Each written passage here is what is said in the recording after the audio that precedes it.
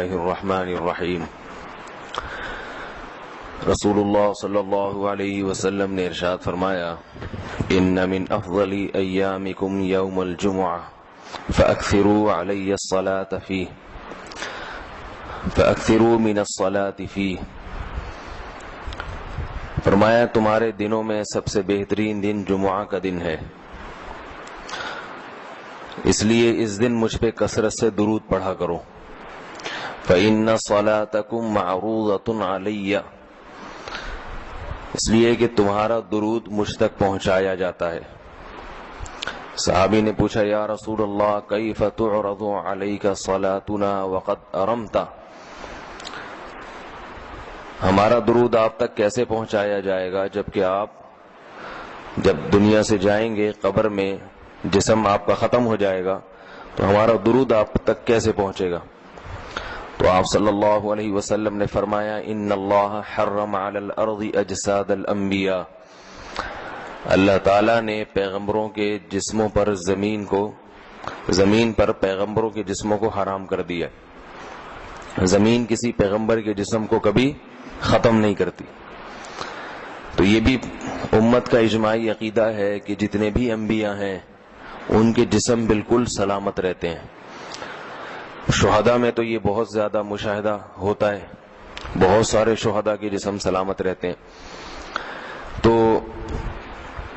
ایک اور حدیث میں آپ صلی اللہ علیہ وسلم نے فرمایا، من صلی علی صلاۃ صلی اللہ بہا عشرہ، جس نے مجھ پر ایک دفعہ درود بھیجا۔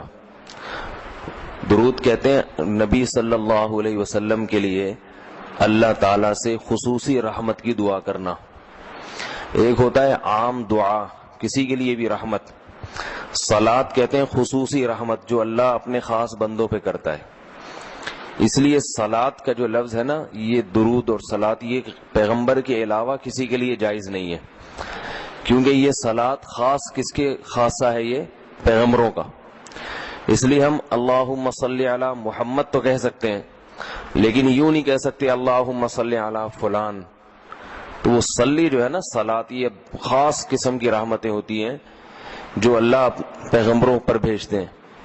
تبھی قرآن میں آتا ہے اولئک علیہم صلوات من ربہم ورحمہ، کہ جو لوگ صبر کرتے ہیں ان پر اللہ کی خصوصی رحمتیں بھی ہیں اور رحمت بھی ہے۔ تو پتہ چلا صلات اور رحمت میں فرق ہے۔ صلات اعلیٰ قسم کی رحمتوں کو کہتے ہیں۔ تو آپ صلی اللہ علیہ وسلم نے فرمایا، جس نے میرے لیے ایک مرتبہ رحمت کی دعا کی، درود شریف پڑھا میرے لیے، تو اللہ اس پر 10 رحمتیں بھیجتے ہیں۔ اور جمعہ کے دن زیادہ فضیلت ہے درود شریف پڑھنے کی۔ البتہ یہ جو جمعہ کے دن میں حدیث مشہور ہے کہ 80 سال کے گناہ معاف ہوتے ہیں جمعہ کے دن درود پڑھنے سے، یہ حدیث سند کے لحاظ سے کمزور ہے۔ لیکن یہ جو میں نے حدیث پڑھی کہ جمعے کا دن سب سے بہتر دن ہے، فَأَكْثِرُوا عَلَيَّ مِنَ الصَّلَاةِ فِيهِ، لہذا اس دن مجھ پہ کثرت سے درود پڑھا کرو، یہ بالکل صحیح حدیث ہے۔ تو جمعہ کے دن درود شریف کی اضافی فضیلت ہے۔ آج چونکہ جمعہ کا دن ہے تو اس لیے میں نے کہا کہ اس بارے میں تھوڑی سی بات کروں۔ ایک اور حدیث میں آتا ہے، رسول اللہ صلی اللہ علیہ وسلم نے فرمایا، لا تجعلوا قبری عیدا وصلوا علی فإن صلاتکم تبلغنی حیث کنتم۔ فرمایا میری قبر کو عیدگاہ نہ بناؤ، جیسے میلوں کی جگہ ہوتی ہے نا، میلے ٹھیلے، عید پہ جب سب لوگ جمع ہو کے خوشیاں مناتے ہیں، تو جیسے مزاروں پہ ہوتا ہے نا، قوالیاں ہو رہی ہیں اور یہ میلے ٹھیلے ہو رہے ہیں آج کل دیکھا ہے، تو پہلے زمانے میں بھی جب کوئی نیک آدمی دنیا سے جاتا تھا تو لوگ اس کی قبر پہ دھرنے مار کے بیٹھ جاتے تھے، اور وہ مجاور اور یہ سب جو ہمارے یہاں ہوتا ہے۔ تو آپ صلی اللہ علیہ وسلم نے منع کیا کہ میری قبر کے ساتھ یہ کچھ مت کرو، البتہ مجھ پہ درود پڑھا کرو، اور فرمایا کہ تم جہاں سے بھی درود پڑھو گے یہ مجھ تک پہنچے گا۔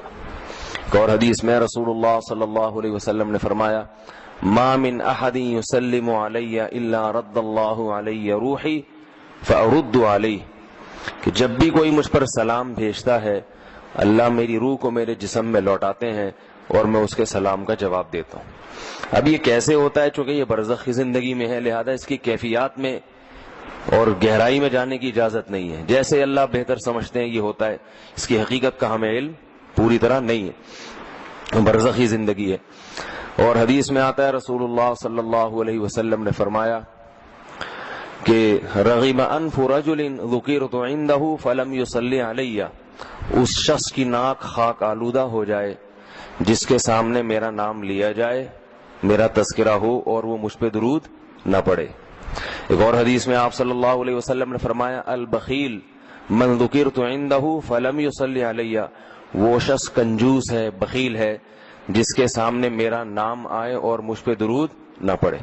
یعنی اتنی بڑی شخصیت اور اتنے بڑے محسن اعظم کا تذکرہ آ رہا ہے اور اس کی زبان سے دعا بھی نہیں نکلتی، تو اس سے بڑا کنجوس دنیا میں کون ہو سکتا ہے۔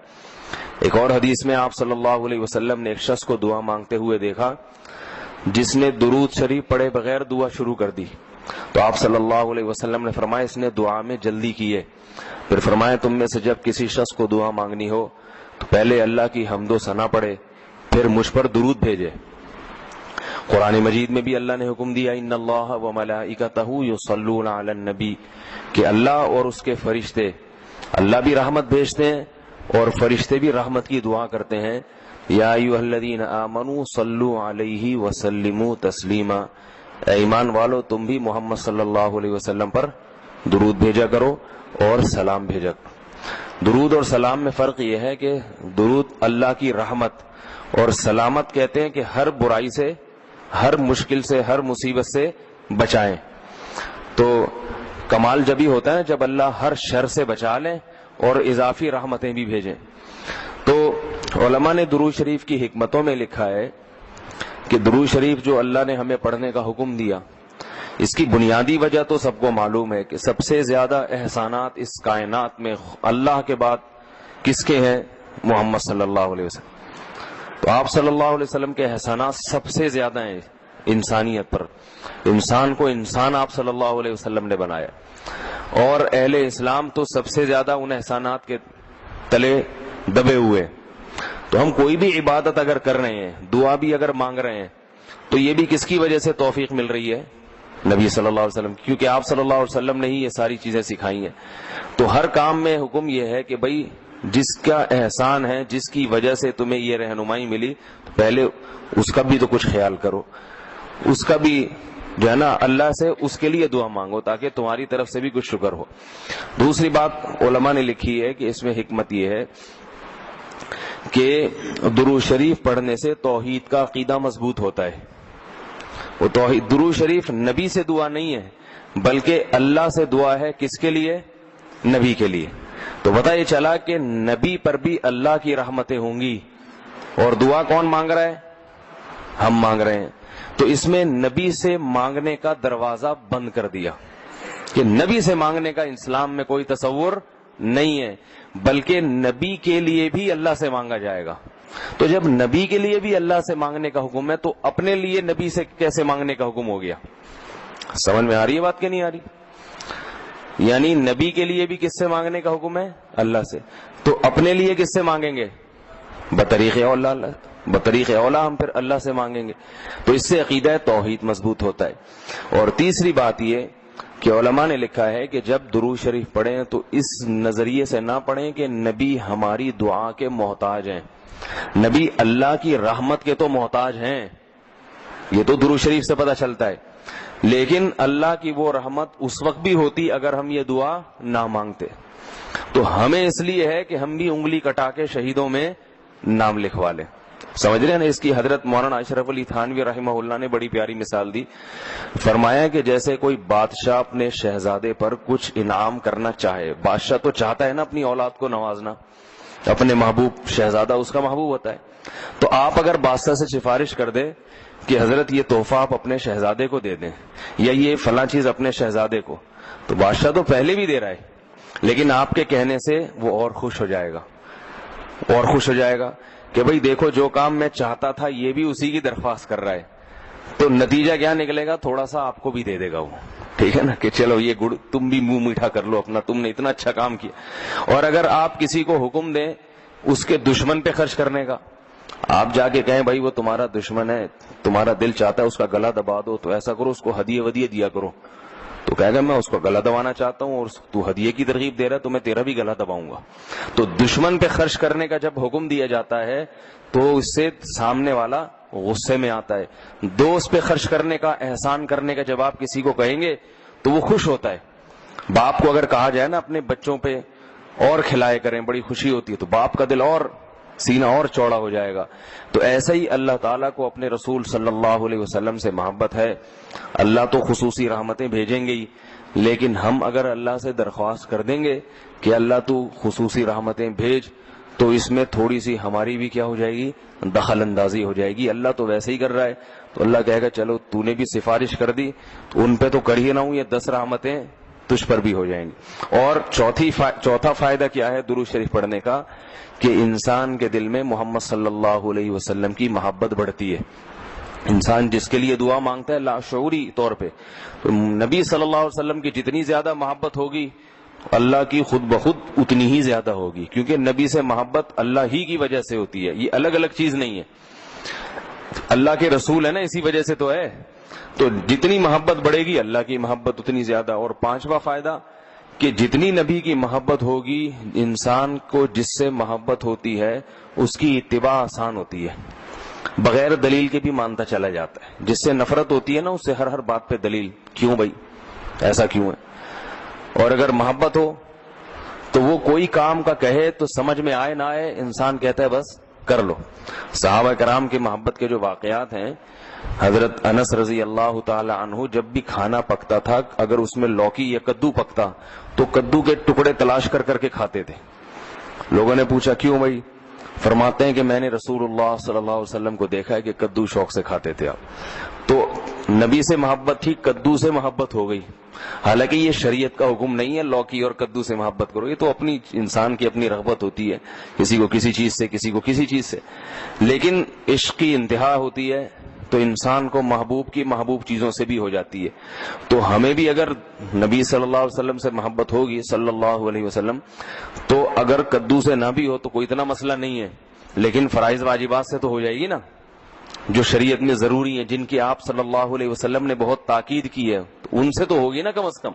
محبت نہیں ہے تو ہر وقت بیٹھ کے لوچی کی تلاش. داڑھی تک نہیں رکھے گا، داڑھی کا سمجھاؤ تو کہ بھائی کیوں بھائی، پھر یہ سمجھاؤ کہ بھئی آپ صلی اللہ علیہ وسلم کے اخلاق ایسے تھے، نہیں میری سمجھ میں نہیں آتے، ایسے کیسے اخلاق بنائے جا سکتے ہیں خادموں کے ساتھ. تو محبت ہو جاتی ہے تو سارے کام آسان ہو جاتے ہیں. تو درود شریف پڑھنے کا ایک فائدہ یہ بھی ہے. تو اس لیے ہمت کر کے علماء نے جو ایک نصاب بتاتے ہیں نا، روزانہ 100 دفعہ صبح 100 دفعہ شام. ویسے تو سب سے بہتر درود ابراہیمی ہے جو نماز میں ہم پڑھتے ہیں، آپ صلی اللہ علیہ وسلم نے سکھایا ہے. یہ نہ ہو مشکل لگے تو اتنا کر لو صلی اللہ علیہ وسلم، صحیح ہے نا. یہ 100 دفعہ پڑھ لیں، کتنا ٹائم لگتا ہے اسے؟ صبح 100 دفعہ پڑھ لیا، 100 دفعہ شام کو پڑھ لیا. اور اگر پورا ہفتہ توفیق نہیں ملتی تو کم از کم جمعہ ہی کے دن پڑھ لے انسان. سمجھ رہے بات کو؟ نہیں سمجھ رہے بھائی؟ میرا خیال نہیں آ رہی. جمعہ کا دن پڑھ لے انسان، اس میں زیادہ فضیلت ہے. اور یہ جو درود شریف ہے نا، یہ صلی اللہ علیہ وسلم پورا پڑھنا چاہیے. میں کل بھی بیان میں کہا تھا نا، ساشے آ رہے ہیں ہر چیز کے، تو جیسے سلام کے ساشے نا، سلام کرنا ہو نا اتنی سی آواز آتی ہے بس. تو درود شریف بھی حضور صلی اللہ علیہ وسلم نے فرمایا. لوگ کیا کہتے ہیں؟ حضور صلی اللہ علیہ وسلم نے فرمایا. بھائی صلی اللہ علیہ وسلم بول دو پورا. لکھنے میں بھی علماء نے بیان کیا ہے کہ مجلس میں، کسی مجلس میں جب آپ صلی اللہ علیہ وسلم کا نام آئے تو کم از کم ایک دفعہ درود شریف پڑھنا واجب ہے. بار بار واجب نہیں ہے، بار بار افضل ہے. مجلس میں جب ایک دفعہ نام آیا تو پہلی دفعہ بہرحال واجب ہے، یا کم از کم ایک دفعہ اس مجلس میں. بار بار پڑھنا ضروری نہیں ہے، بہتر ہے. تو یا تو پڑھے ہی نہیں، ایک دفعہ پڑھ لیا کافی ہے، لیکن پڑھیں تو پھر ساشے نہ لے کر آئیں. درود شریف کو بگاڑے نہیں، پورا ہونا چاہیے صلی اللہ علیہ وسلم. اور اگر آپ کو ڈر یہ ہے کہ نہیں بار بار پڑھنے سے میری زبان گھس جائے گی، نقصان ہوگا اور توانائی کم ہو جائے گی، روزہ زیادہ لگے گا، تو ایک ہی دفعہ پڑھ لے مگر طریقے سے پڑھ لے، ساشے نہ لے کر آئے صلی اللہ علیہ وسلم، اس طرح نہ کرے. اسی طرح لکھنے میں بھی آپ صلی اللہ علیہ وسلم کا جب نام آئے تو مجلس ایک ہے تو ایک دفعہ کہہ دے آدمی زبان سے. لکھنا واجب نہیں ہے. آپ صلی اللہ علیہ وسلم کے نام کے ساتھ درود شریف لکھنا واجب نہیں ہے, افضل ہے. تو یا تو اگر یہ ڈر ہے کہ میں نے لکھ دیا پورا نام تو میرا پین گھس جائے گا, سیاہی کا خرچہ زیادہ آئے گا, پیسے زیادہ بھرنے پڑیں گے مجھے, مہنگائی کا دور ہے, اتنی سیاہی میں افورڈ نہیں کر سکتا, تو پورا نام ہی نہ لکھے, یعنی درود شریف لکھے ہی نہیں. لیکن اگر لکھنا ہے تو چھوٹا سا سواد نہ ڈالے. سمجھ رہے بات کو؟ باقی ساری چیزیں پوری ہیں. یہ نہیں کہ والد محترم میں صرف واؤ لکھ دیا, ابا خود ہی سمجھ جائیں گے والد کی بات چل رہی ہے, ٹھیک ہے نا. زید کا نام آیا تو صرف زے لکھ دیا. کبھی ہوتا ہے ایسے؟ ہوتا ہوگا شاید آپ کے یہاں. اور جتنی باتیں آ رہی ہیں صرف کوئی ساشے پیش کر دی, ایسا نہیں ہے. جب درود شریف لکھنے کی بات آتی ہے تو صرف چھوٹا سا سواد ڈال دیا.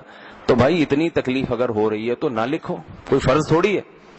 لیکن اگر لکھنا ہے تو احترام کا تقاضا کیا ہے, پورا نام لکھا جائے صلی اللہ علیہ وسلم. دیکھو حدیث کی اتنی بڑی بڑی کتابیں محدثین نے جو لکھی ہیں, کتنی بڑی بڑی کتابیں. جب بھی آپ صلی اللہ علیہ وسلم کا نام آئے گا تو محدثین پورا درود شریف لکھتے ہیں صلی اللہ علیہ وسلم. کسی حدیث کی کتاب میں, امام بخاری کی ہو, امام مسلم کی ہو, یا ابن ماجہ ہو, یا صحیح ستہ کی جتنی کتابیں اس کے علاوہ بھی ہیں, جب درود ہوگا تو پورا صلی اللہ علیہ وسلم ہوتا ہے. تو لکھنے میں بھی اس کا اہتمام کرنا چاہیے, پورا نام لکھ دیا جائے.